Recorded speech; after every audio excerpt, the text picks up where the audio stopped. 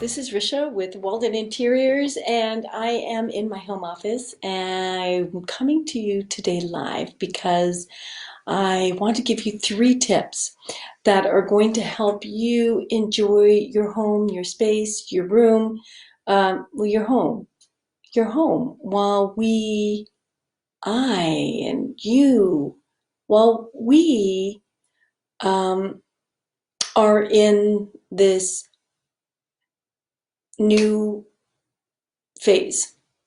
And not sure how long it's going to be, and not sure when it's going to end, which is stressful. It's stressful. This has just kind of started, and it's been maybe a week for some people, maybe a few days, but uh, our home as an interior designer, our home is an important place to be relaxed, to retreat from the world of all the stress and commotion and chaos. And now we are stuck in this home, and that is still happening. So how do we reduce that? I'm going to give you 3 tips, and this is going to be very helpful for you. I found it helpful for myself because it allows us to.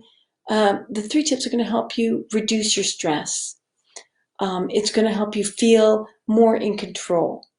And it's also going to reduce your anxiety because it'll allow you to move forward. By reducing your anxiety, you'll be able to move forward and feel like you're taking action instead of not really knowing where you're going.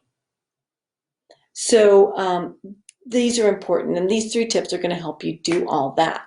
These are do-it-yourself tips, something that anyone you can do at home. You don't need any special tools to do this, but this is just my way of hopefully helping you enjoy your home, because we're going to be here for the long haul. Anyways, my first tip to reduce stress is designating areas.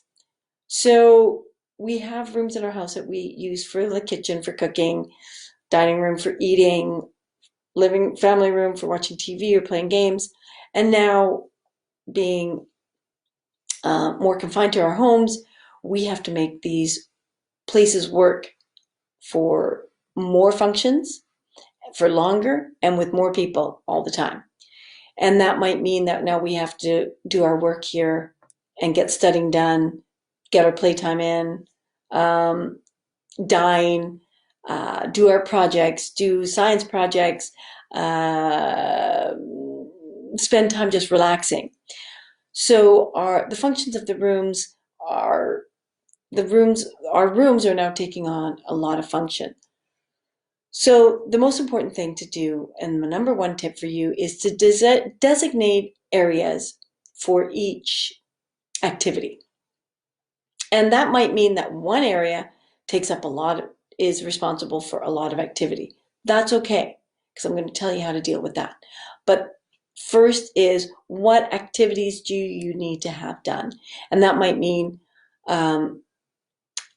you have a dining room, and you're going to use this area for studying, and you're going to use it for art projects, and you're going to use it for having dinner.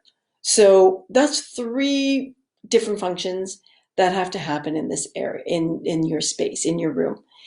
How do you do that without, now that you've decided these are the activities that we need to have happen, this is the space in which we're going to have it happen, how do you do that?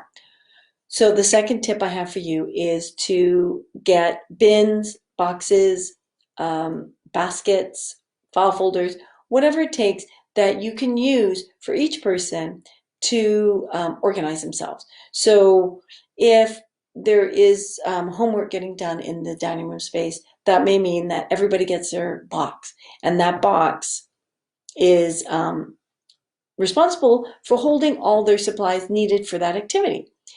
So, and everybody has their own box, and this way it can stay organized. When it's time for that activity, you can pull out that box, and when the activity is over, you put everything back in the box, and the box gets put away. Or perhaps you don't have a cupboard, but set into a place. So things are not out of control. There's not chaos. There is a place for for your activity, and there's a place for the materials and supplies needed for that activity. If you have a box, that you might have some beautiful baskets that will work, or bins, or file folders, or bags. I like boxes because they're, in this case, they're easy to pick up. You can shuffle through them. Bags are tough because it's harder to see everything in a bag. So I'm not suggesting a bag. If you can get a square box, that'd be great. And the square box could be an art project. Have your kids design it, color it, label it, make it their own, really give them their own identity to the box and give them their ownership of the box. And they can do anything with this cardboard box to create it, make it their own. So you've now designated the space in for the activity, what the activity is, and now you've created a box for that activity so that all the supplies and materials for that activity can go into a box and be organized and controlled. And my third tip to you is to create a schedule. So you know that not just you, but everybody around you knows that from 9 to 10, for instance, is or 9 to 11 is study time. This is the box. These are supplies that you need. They get pulled out. And then from 10 or 11 to 12 is art project. So all the homework supplies get put back in the box. They don't have to be organized in the box. That's okay. We just want to keep things organized, all the little pieces put together, and that's going to give you a sense of control, reduce your stress, reduce your anxiety, and make you feel like you can move forward and have a plan. And you're going to schedule it. So with sticking to the schedule, with a schedule, everybody knows, okay, well, you can't have all your stuff out here because right now this is being used as a dining table or the art project table. We can't have your games or your puzzle or whatever it is that you have out at that point. So if you can follow these 3 tips, I follow them. I'm instituting them, making it easy for me because I want to enjoy my home, being confined to my home, being stuck in my home.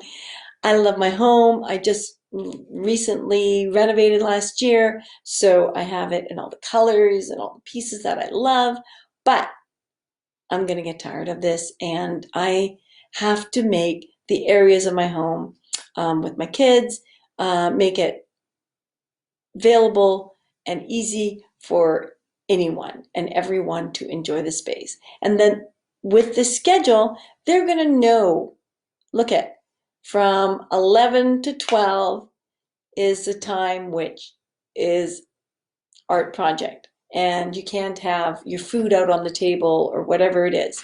Or from 12 to 1 is lunch. And now it's time to clean everything up. And there's a place to clean it up so it doesn't just kind of get scooped up and shoved over somewhere else and then things get lost and out of control. So these 3 tips here hopefully are going to help you as they help me continue to love your space.